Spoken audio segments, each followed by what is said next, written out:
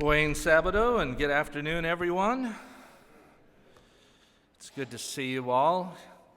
We've been gone quite a bit recently, and it's nice to be back. This is our first time here, and it brings back a lot of memories for my wife and I. We didn't think we'd be coming back here. My two younger sons attended and graduated from Glendale Adventist. We were looking at their pictures, and it just brought back a lot of memories. And I want to thank the special music. I think we're incredibly privileged to have people with such talent in our congregation. I also want to welcome back Carolyn Roybal. We talked about her trip to Guatemala. She came back yesterday. If you'd like to hear about it, it's really exciting. International travel, there's nothing like it for an education and for an experience, and she has learned much and has a lot to share, so if you'd like to talk to her about it, that'd be great as well.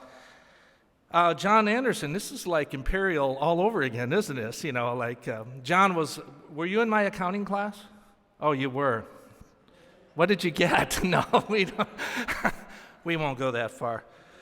But it's been a while. It's good to see so many guests here and family members of the Garms family. It's really a privilege to have you here today. So today I would like to discuss an attitude that has a significant impact on one's perspective in life.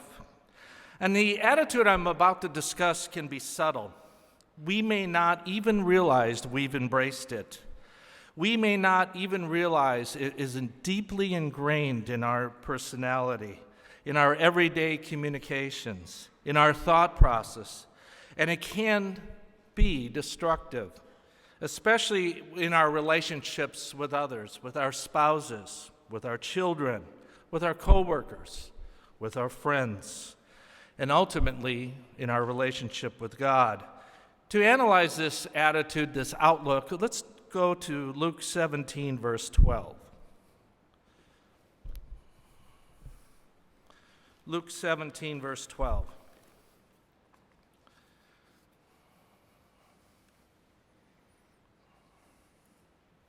Luke 17, verse 12. Get this. It states in verse 12, as he entered a village, he was met by 10 lepers who stood at a distance and lifted their voices, saying, Jesus, Master, have mercy on us. Now, leprosy is an infectious disease that's been known since biblical times. In today's language, it is known as Hansen's disease, which is a bacterial infection which is very treatable. In fact, there's a Hansen's disease clinic at County USC. So the disease exists even today. And left untreated, leprosy can be progressive in causing permanent damage to the skin, nerves, limbs, and eyes. And contrary to folklore and movies, leprosy does not cause body parts to fall off, although body parts can become numb as a result of the infection, and the infection results in tissue loss. So fingers and toes become shortened as a result of the disease and deformed as cartilage is absorbed into the body. Now, you may be wondering what leprosy has to do with an outlook, with an attitude, so please bear with me. We'll get there. Now, throughout its history, leprosy has been totally misunderstood. For a long time, leprosy was thought to be a hereditary disease or a curse or a punishment from God. Before and even after the discovery of its biological cause, leprosy patients were shunned and stigmatized. For example, in the Middle Ages in Europe, leprosy sufferers had to wear special clothing and had to carry a bell and to ring it and to warn others that were close. And they sometimes even had to move to another side of the road if the wind was going in a certain direction. In ancient times, the only way to isolate leprosy was to isolate the lepers so the disease could be contained. Leviticus 13, verse 46, you don't need to turn there, it states, all the days wherein the plague shall be within him, he shall be defiled, he is unclean, he shall dwell alone, without the camp shall his habitation be. So the leper had to separate him or herself from those who did not have the disease. In other words, separating themselves totally from the people in the sanctuary. Effectively, the leper was cast into exile. As an outcast, the leper would tear his clothes to show extreme agony and grief. His head was bare to express deep humiliation. He put a covering above his upper lip and cried out loud, "Unclean, unclean," so those who did not have the disease would risk contagion. Can we imagine the leper's fate? Looked upon with horror by friends, family, people in the community, and ultimately to be cast out at your direst need when your fear is greatest. You're sick, you don't know what's wrong, you're cast out of the camp. People fled when they heard the cry, "Unclean, unclean." And those who had leprosy in those days led a horrible existence amongst themselves with nothing to look forward to but increasing suffering and ultimately death. How would we feel? How would we feel if we lived during those times and a cure was provided? Let's go back to Luke 12, now on to verse 13. When he saw them, he said to them, "Go and show yourselves to the priests." And as they went, they were cleansed. Then one of them, when he saw what he was healed, turned back, praising God with a loud voice. And he fell on his face at Jesus' feet, giving him thanks. Now he was a Samaritan. Then Jesus answered, "Were not 10 cleansed? Where are the 9? Was no one found to return and give praise to God except this foreigner?" And he said unto him, "Rise and go your way. Your faith has made you well." Only one of the 10 came back to express appreciation for the miracle, the absolute miracle that just happened. Now, I would imagine the other 9 were pretty ecstatic. They probably went to see family and to show them the good news. They were no longer isolated. They wanted to share their incredible miracle with others, to share their incredible blessing. But they failed to express appreciation for what happened to them. How can a person who was suffering so much, who was isolated and rejected by society, and receive such a blessing, not go back to Christ and thank him? Now, it would be easy to judge the ingratitude of those 9 individuals who failed to express appreciation for what they've been given. It seems so apparent how wrong they were, but apart from saying the words, "Thank you," how thankful are we? Do we actively show appreciation to our others, to our parents, to our spouse, to our children? Do we go out of our way to show appreciation? Would people that we interact with on a daily basis see us as a thankful person, a person that appreciates what others does for them? Or would they see us as a person who fails to see the contributions of others, or maybe even of God in our lives? Today, I would like to focus on the impact of ingratitude in our lives. If you want a title for this message, like Mr. Fround always wants for me, it would be titled, "The Burden of Ingratitude." For indeed, carrying ingratitude in our lives is a burden, not only to those around us, to our spouse, to our children, to our parents, to our friends, to our neighbors, to our co-workers, but to ourselves. Webster's dictionary defines ingratitude as forgetfulness of or poor return for kindness received.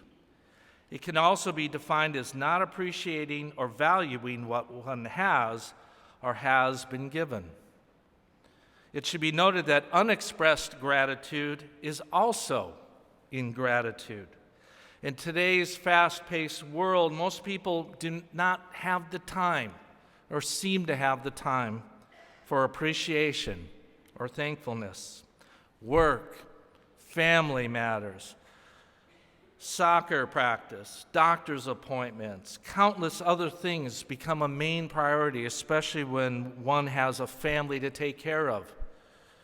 And it can safely be said that in our society today, people really don't have the time to thank others. In its simplest state, ingratitude is in effect a form of robbery. It robs those to whom gratitude is due. It is the withholding of what is justly theirs. Ingratitude can also be hurtful. It can hurt the person who endures it. Ingratitude can hurt the person whom appreciation is not shown. The person may become discouraged, disappointed, that their actions weren't properly acknowledged. How many times have we experienced that? How many times have we experienced the disappointment of ingratitude? How does it feel? There's a story of Ed Spencer who jumped in the cold waters of Lake Michigan to save 17 people when the Lady Elgin sank. The Lady Elgin was a steamship that sank in 1860. When he brought the 17 people to safety, he collapsed on the shore. Throughout the night, as he laid in the infirmary, he kept saying, "Have I done my best, my fellows? Have I done my best?" Mr. Spencer gradually recovered from the exposure and the exertion of that night, but it broke its health, from which he never completely recovered. He moved to California, where he spent the rest of his life in seclusion. When he died at age 81, a newspaper told the story and stated that not one of the 17 people he saved ever thanked him for what he had done. Not one. Ingratitude can also harm the one who's not expressing gratitude. For if the person who fails to express gratitude fails to see how much God and others impact their lives in a positive way. For if they did, they would be sure to express appreciation to others for what they've done. In many ways, ingratitude's a double-edged sword. It is a burden to our ability to see how God and how others positively impact our lives, and it's a burden to those who feel the pain of being unappreciated. We may think of Hebrews 6, verse 10. We don't need to turn there. And we say, well, it's okay to be unappreciated. That's just life, and we're Christians. And we probably read and say, God is not unjust in Hebrews 6, verse 10. He will not forget your work and love you have shown him as you have helped his people and continue to help them. So thus we know we shouldn't be really impacted by the pain of being unappreciated. We feel we probably can deal with it, but at times we do feel the pain. And if we are honest with ourselves, it hurts. Parents can be hurt when children for whom they cared for and sacrificed prove ungrateful. Children can be hurt when their parents do not properly acknowledge their efforts and only focus on their shortcomings, as if they're to be perfect in this life. We do not know how much we hurt our friends, our family, our spouse, when we treat them without proper appreciation, forgetting all the things they do for us, sometimes behind the scenes. Unfortunately, at times we may repay their favors, their kindness, their sacrifice with indifference. And whatever we may say about one's ingratitude to others, there's no question about the lack of gratitude to God. We receive blessings from Him. Indeed, our calling, the understanding of the meaning of life. Isn't that a great blessing? And yet, are there days that we don't express appreciation to God, even for the little things in our life? Our prayers may acknowledge the majesty and power of God, and then largely requests for things and help and favor, but with very little appreciation of what we have been blessed with. How many of us remember to give thanks for answered prayer? How many times do we give thanks for unanswered prayer or for the blessings we have? How many of us are really more like the 9 lepers than the one? 2 Timothy 3, verse 1, please. 2 Timothy 3, verse 1.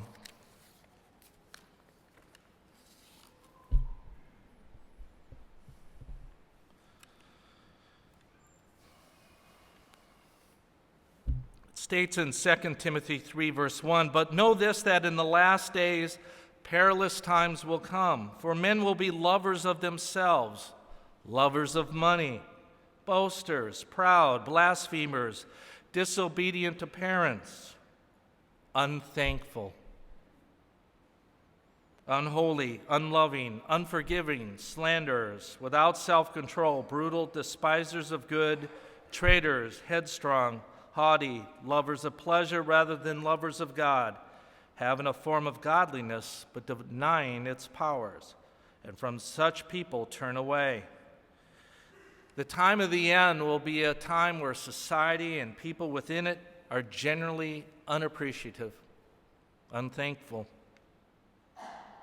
This lack of appreciation extends to not only not appreciating what we have, but not appreciating what others do for us, not appreciating the relationship we've been privileged to have with God.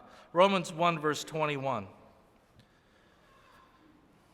Romans 1, verse 21.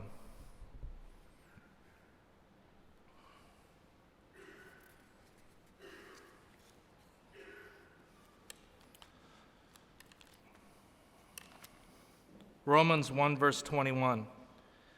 It states, "Because of that, when they knew God, they glorified Him not as God, neither were thankful, but became vain in their imaginations, and their foolish heart was darkened." The New Jewish Testament commentary provides the following analysis of verse 21.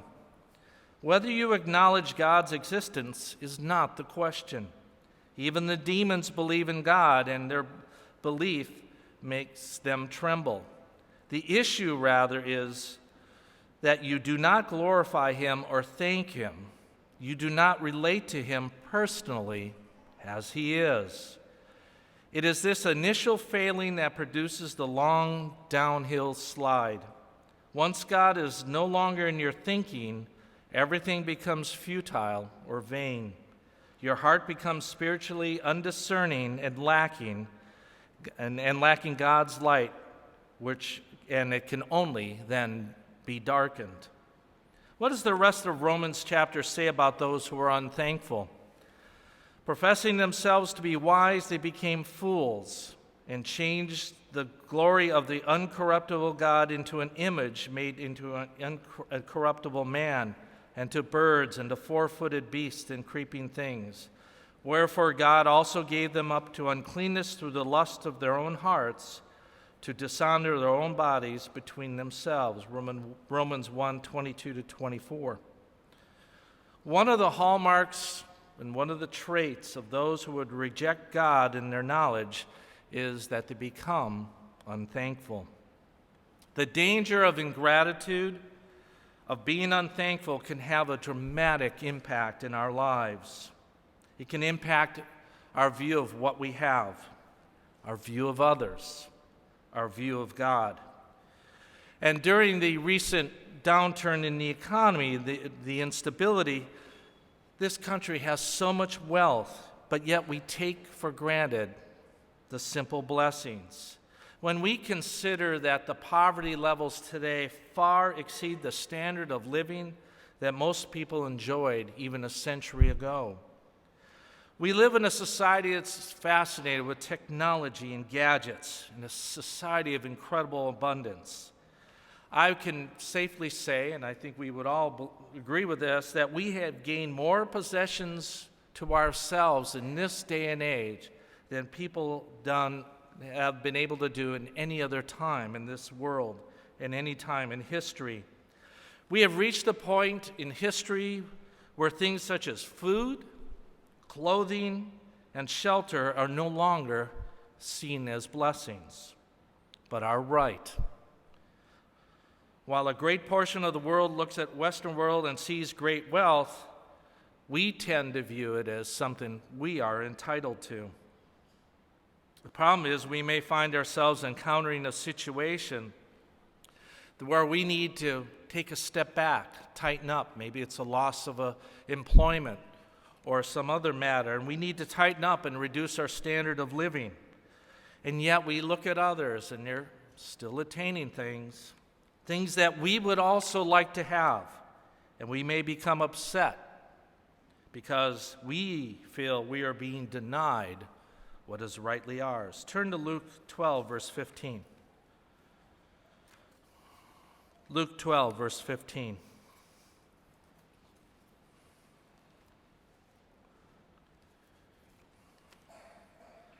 Luke 12, verse 15, and he said to him, "Take care and be on your guard against all covetousness, for one's life does not consist in the abundance of his possessions." The New Living Translation provides the following rendition of this scripture.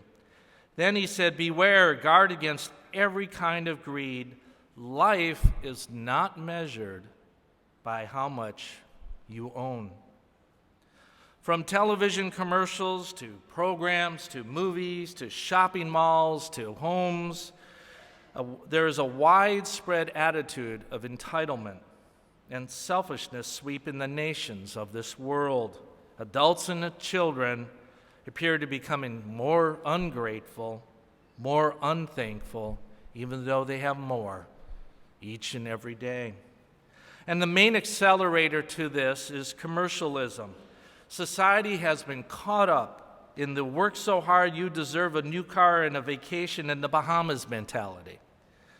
This in turn has caused many to believe in the ideology that if they don't acquire these luxuries, life is somehow treating them unfairly.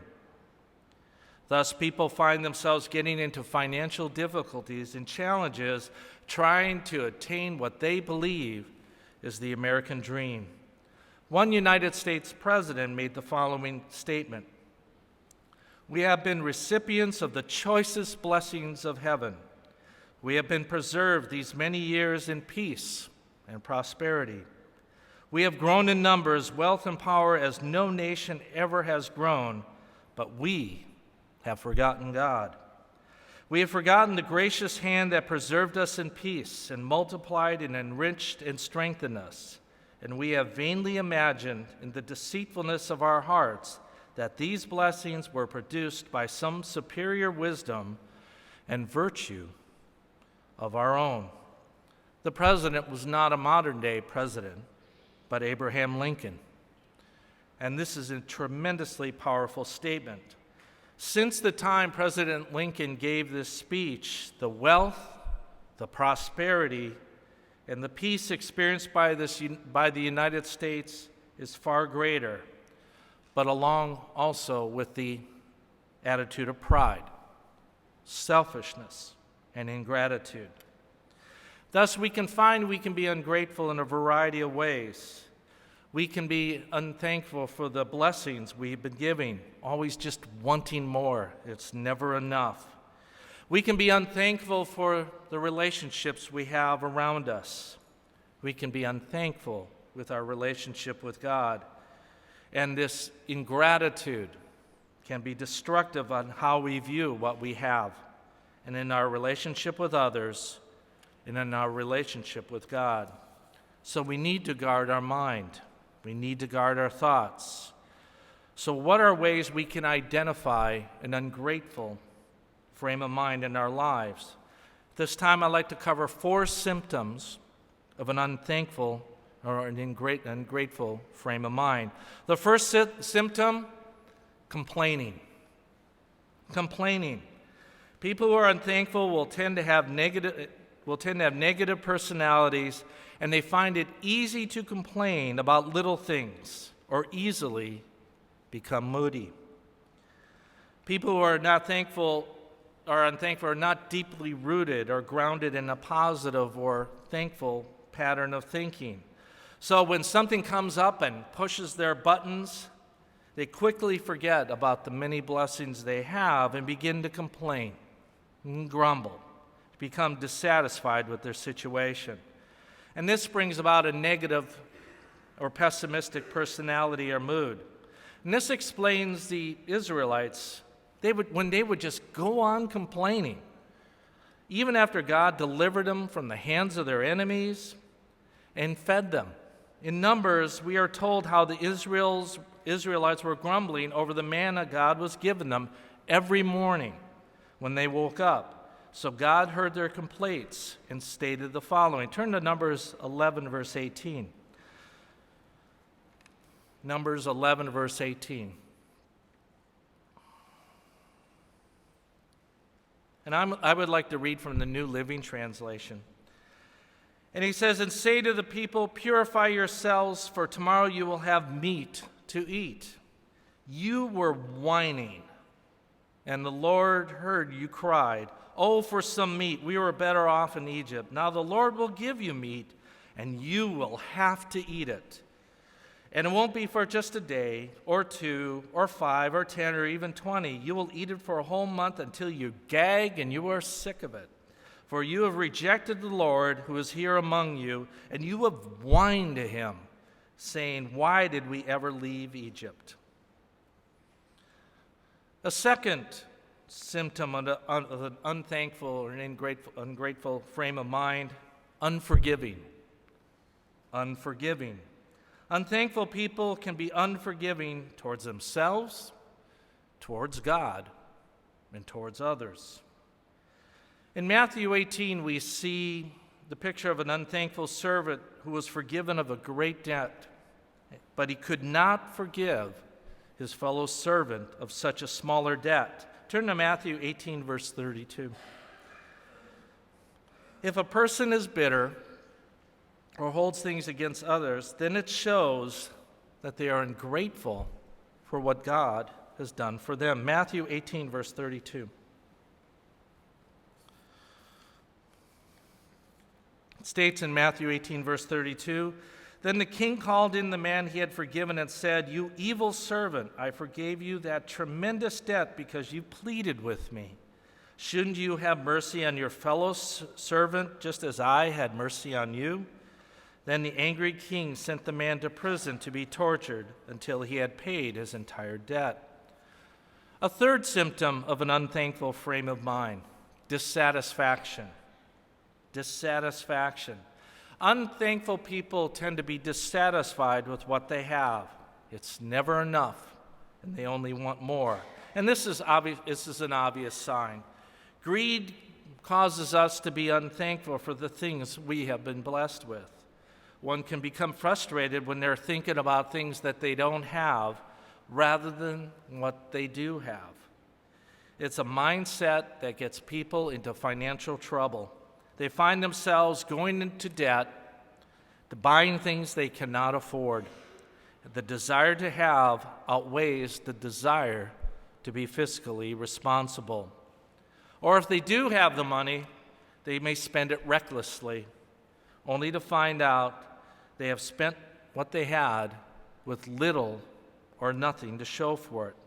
Luke 15, verse 11. Luke 15, verse 11. Luke 15, verse 11, and again, I would like to read from the New Living Translation. It states, in verse 11, to illustrate the point further, Jesus told them a story. A man had 2 sons. The younger son told his father, I want my share of your estate now before you die. So father agreed to divide his wealth between his two sons. In verse 13, a few days later, the younger son packed all his belongings and moved to a distant land, and there he wasted all his money in wild living. There are times when, especially with regard to many young couples, as soon as they get married, they start trying to accumulate all that mom and dad had all at once, rather than realizing that it took time and effort and sacrifice to obtain the things that the parents had. And unfortunately, these individuals accumulate things and memories in a very short time, many times with debt. And they find quickly they're out of money, and all of a sudden life becomes difficult and relationships become strained. It was fun when there was money. It was fun when there were things, and it was fun to buy new cars and new furniture and go on vacations. But now the fun's over, and the stress of the financial mistakes far outweigh the joy of attaining those memories of those things. The fourth symptom of an unthankful frame of mind, pessimism. Pessimism. People who are unthankful will tend to be pessimistic. Optimism is defined as a disposition or tendency to look on the more favorable side of events or conditions and expect the most favorable outcome, or the belief that good ultimately predominates over evil in the world.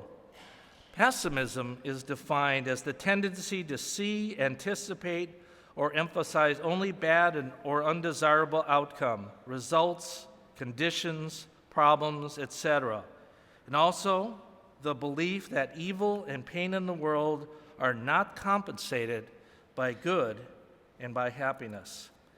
The pessimist will justify their actions and their outlook by saying, I'm just a realist. I counter this that an optimist is a constructive realist who doesn't ignore problems but always sees the good and the potential and possibilities from challenges, from problems.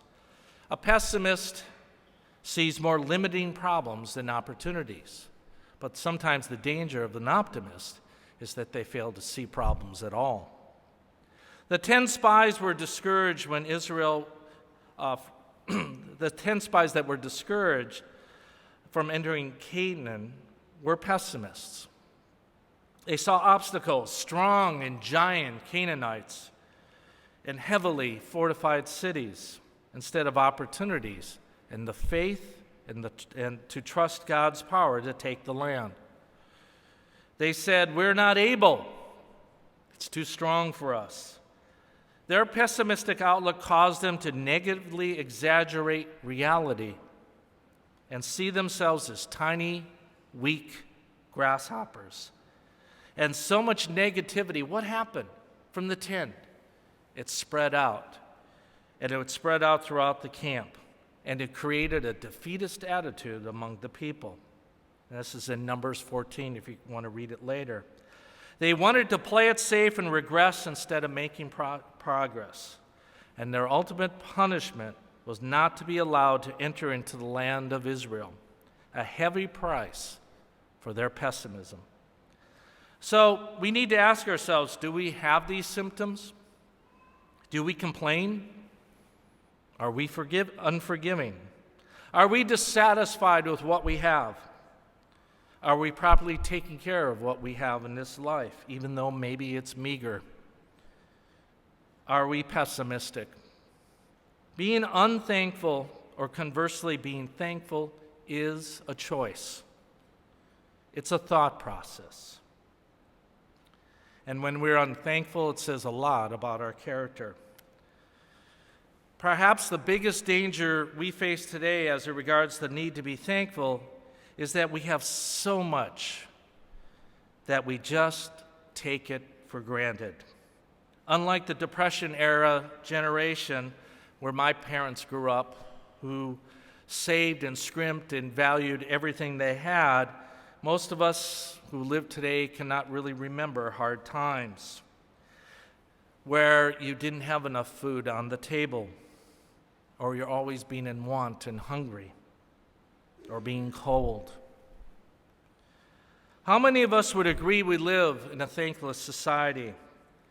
The majority of our culture lives with an attitude of entitlement. We live in a society that people feel they are entitled to better pay, better benefits, and more stuff. If one cannot afford something, the government should pick up the tab. We basically have evolved into a society of a bunch of spoiled people, a society of entitlement.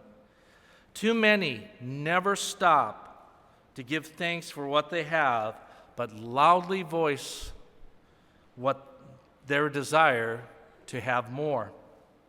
The bottom line is that people in society have enjoyed so many blessings that they've come to expect it. And unfortunately, when those expectations are not met, when the perceived entitlements do not come, the person expresses their frustration through anger and complaining.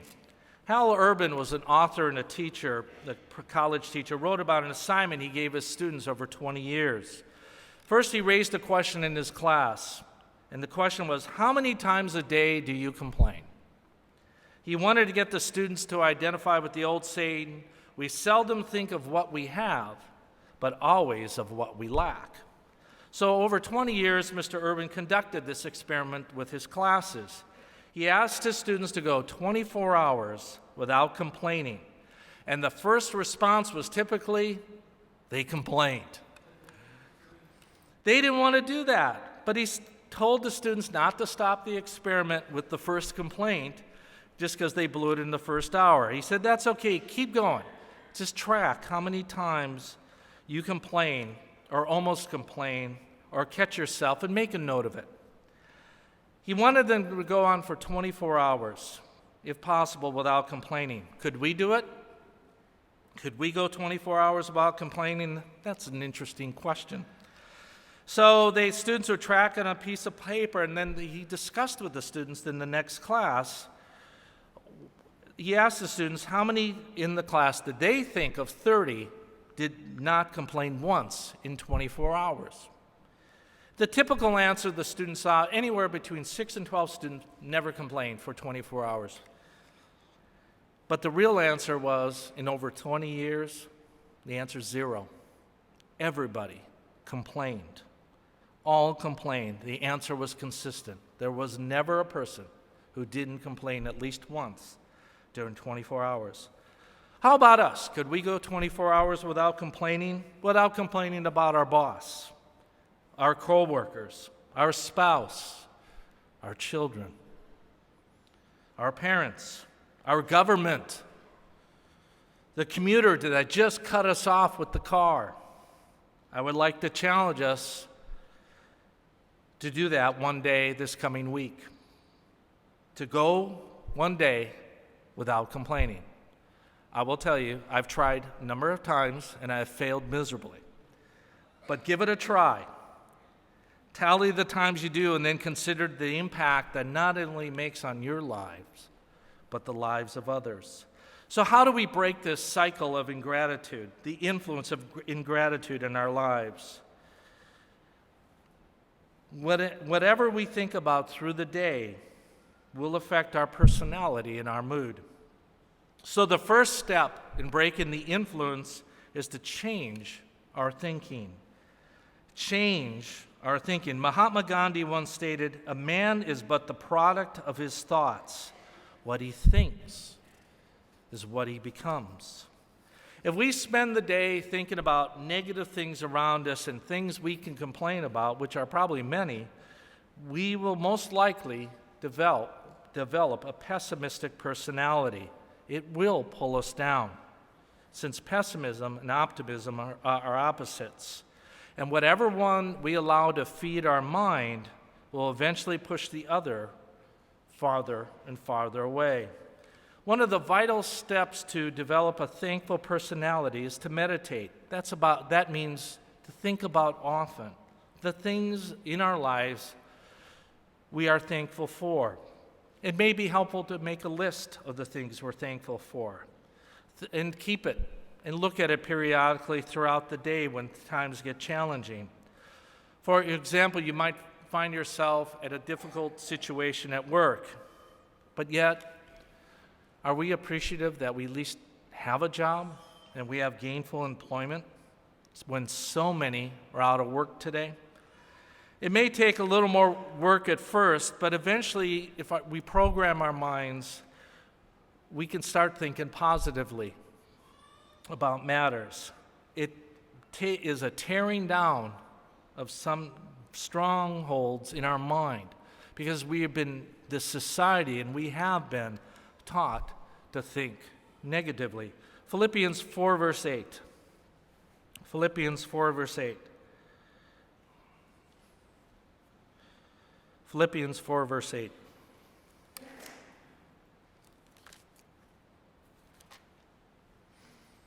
States, finally, brethren, whatever things are true, whatever things are honest, whatever things are just, whatsoever things are pure, whatsoever things are lovely, whatsoever things are of good report, if there be any virtue, if there be any praise, what should we do? Think on these things. Now, I'm not saying we should be Pollyannish either. So, for many in this life are going through difficult circumstances, tough challenges. Of course, we need to be realistic, but we also need to focus on what we do have, what we've been blessed with, rather than what we don't have. One quote I would like to read regard to this perspective is as follows. Instead of complaining that the rose bush is full of thorns, be happy that the thorn bush has roses. So my challenge is for us to stop right now and ask ourselves, what have I been thinking about this past week, this past day, this past hour? If we truly want to change the way we perceive things, we have to change the way we think. If we want to develop a thankful mindset, then we need to meditate and think about the things we've been blessed with. And even when at times it seems that we have nothing to be thankful for, we can be thankful for the blessing of the calling God has given us, the understanding of the plan of mankind, and its existence on this earth. In this daily hustle and grind, in our search for happiness in this life, which is sometimes too tied into what we wish or what we could have, in reality, we have so very much. And if you don't believe so, please talk to Caroline about her experience in Guatemala. It's not easy to have this mindset when the world is crashing in on us, but it's good to step back, to disengage from what's pressing us, and to reflect upon what's truly important. Even in our darkest moments, even in our toughest hours, we have the following encouragement. 1 Corinthians 2, verse 9. 1 Corinthians 2, verse 9. We have this encouragement even in our darkest times. 1 Corinthians 2, verse 9. But as it is written, eye has not seen nor ear heard, neither has entered into the hearts of man the things that God has prepared for them that love him. The second step to breaking the influence of ingratitude or unthankfulness in our lives is to take time and take the time to show appreciation to others and to God. Too often in our stress-filled life, we become focused on what we're doing, the stresses we face, the challenges, and we can become quite self-absorbed. And unfortunately, many times, we take it out on the ones who are closest to us, either directly by our own words or indirectly by becoming disengaged. In those times, make the effort to show appreciation for the things they do, for the fact they're in our lives. Because at times, as we know, we can become short, dismissive, hurtful. Words have a powerful effect on people who hear them. That's why companies pay so much for advertising. Say a thing long enough, and people will start believing it. We need to put a priority in showing appreciation for what others do. It's more than just saying, oh, thanks. It can be spending time with a person to see how they're doing. It can be volunteering to do something to help someone else. It can be letting the person know how much you appreciate them. We can show our appreciation to God by communicating with God, by letting God know how much we appreciate the calling we've been given, how much we appreciate the others who are with us in this journey, how much we appreciate our families and being and living in such a blessed land as this. We can thank God for giving us life by valuing the lives of others. Unfortunately, we live in a day, as we see too much in this world around us, there are people these days that don't value life, that don't value others. I would like to read for you a quote that I read in the magazine. It's hard for me to read every time I read this, but I'll try. You are more than ever the air that I breathe. I am certain that this is sweet, vulnerable little soul entrusted to us because we have such a special love. I am more than ever looking forward to our lives together. Thank you so much for the last 9 months and for little Ryan and for being the best wife and soulmate a husband could have. The reason why I get choked up at this quote is because it's a note to his husband to his wife a few days after she has given birth to a son with Down syndrome. And at the time of the writing, they knew they would need heart surgery for the young child. The family, according to the author of the article, was still striving, just as predicted in the letter. I had a younger brother who passed away recently, who was developmentally disabled. And though I wish he did not have that disability, I can honestly say that my life has been enriched, blessed, because I had the opportunity to know him. At times it wasn't easy, especially after both my parents died, and he who lived at home had to get adjusted with life without them. And it wasn't without its moments. I remember one time, I used to have the rule is if he ever called and I was in important meetings, I would step out. And one time he called during church, and his was always the call I'd answer. And so I ran outside because the phone was ringing and during church services, and he called me to tell me that Brett Favre just threw a touchdown for the Packers.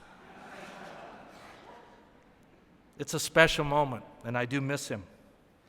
He made an incredible, positive influence in my life, and for that I am most grateful, and I miss him dearly. So even in our challenging times, we can find positive things. The Bible encourages us to be thankful at all times. 1 Thessalonians 5, verse 18 says, "In everything give thanks, for this is the will of God in Christ Jesus concerning you."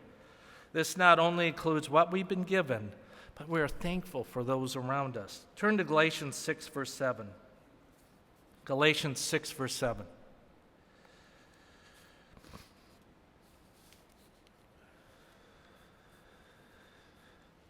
It states in Galatians 6, verse 7, "Do not be deceived. God cannot be mocked.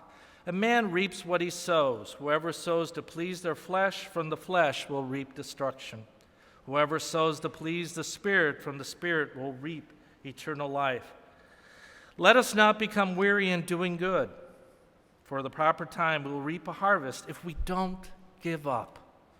Therefore, as we have the opportunity, let us do good to all people, especially those of the family of believers." The thankful person is grateful to God for the gifts, abilities, and talents and opportunities that he or she has. And they're willing to do good to all men as they have the ability to do so. The thankful person knows that everything belongs ultimately to God, and what he or she possesses came from God, and we're merely a steward for a short period of time we're on this earth to take care of those things. The blessings we are to receive, and we have received, are to be used for God's glory. And in sharing with others, we realize that we're not sharing our own things, but God's blessings that we have been given, and we get the opportunity to share it with others. A thankful person takes the time to express appreciation to others. We have that opportunity today with the family of Mr. John Garms to let them know how much we appreciated his smile, his quote-unquote sense of humor, his friendship, his warmth. When we walked into the door, and I'll never forget, I loved and I miss him dearly even now. When I would walk into the door, he would be one of the first ones to extend a hand and welcome us. And he always had a smile. He always had optimism. We can let them know how much Mr. Garms impacted our lives, because he's impacted mine. In this message today, we discuss the burden of ingratitude. It's not only the burden in others' lives when we think about it, it's the burden in our lives as well. With regard to finances, the lack of appreciation can cause us to not value what we have. Being unappreciative could cause us to make very unwise decisions, financial decisions based upon a perceived need, which is really just a want. With regard to relationships, ingratitude can cause untold hurt to us and those around us, those who we relate to every day, especially those of our immediate families. Being unappreciative can impact the way we view life, and we can find ourselves complaining, living in a state of dissatisfaction, being negative, being pessimistic.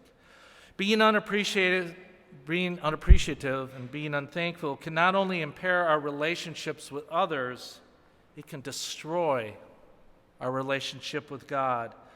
So much that it states in Romans 1 verse 21, that our hearts can become darkened. We can change this cycle. We can change the cycle of ingratitude by meditating, forcing our minds to think positively, focusing on the blessings we have, and express appreciation to those around us and to God. The Roman philosopher Seneca once stated, "We can be thankful to a friend for a few acres or a little money, and yet for the freedom and command of the whole earth, and for the great benefits of our being, our life, health, and reason, we look upon ourselves as being under no obligation."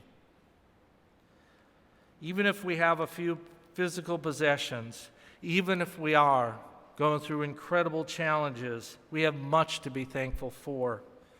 Each other here, our families, our calling, our hope. Let's not forget to be appreciative of the many blessings we have. And one final thing, don't forget to take one day this week and try not to complain. I will try again to do this myself, but I think what you'll find, and you'll be surprised how much ingratitude has embraced our thinking.